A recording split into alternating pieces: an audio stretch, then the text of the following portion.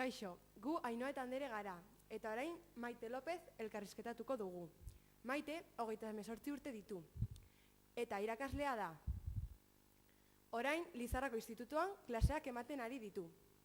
Lehenengo DBH-en gizarte, laugarren DBH-en historia, eta bigarren batxilergoan geografia eta historia. Kaixo, Maite. Txikitatik Kaixo. klaseak eman nahi zenuen?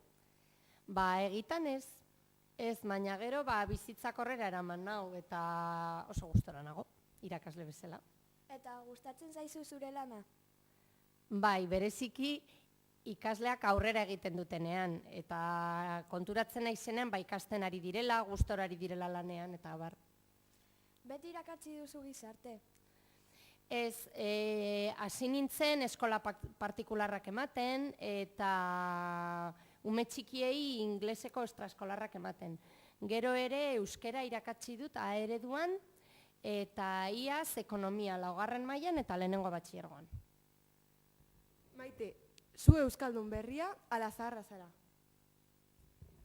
Beno, ni euskera txikitati dakit, baina egitan ikastolan ikasi nuen. Nire aitak euskaraz dakien arren, nire amak ez zekien. Orduan, etxean erderaz egiten genuen.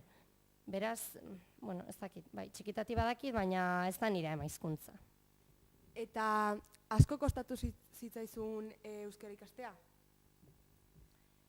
Ez, esan dudan bezala, txikitatik ikasi nuen ikastolan, beraz, ez zitzaidan kostatu. Eta gustatzen zaizu euskara hizkuntza? Bai, gero eta gehiago gustatzen zaite euskara. Eta saiatzen naiz, ez bakarrik nire lanean, baita nire bizitza pertsonalean euskaraz egiten. Hori asko baloratzen dute. Euskara egin ahal izatea, kanpoko jendearekin, lagunekin, eta erlazionatzea euskaraz, kalean. Eta Maite, zer gustatzen zaizu zure denbora librean egitea?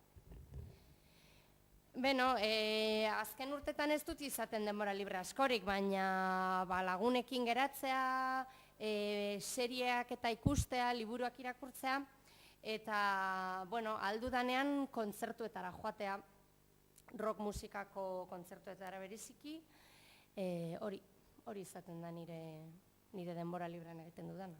Eta zein da zure kirol gustokoena? Ni dantza praktikatzen dut. Astean behin bakarrik. Hori da gehien gustatzen zaidana. Aurten espero dut eskiatzera ere jutea. Badira urteatzu asko ez naizela egon eskiatzen, eta espero dutea gure iauterietako aste horretan eskiatzera jutea. Eskerrik asko Maite, honekin bukatu dugu. Eskerrik asko zuei.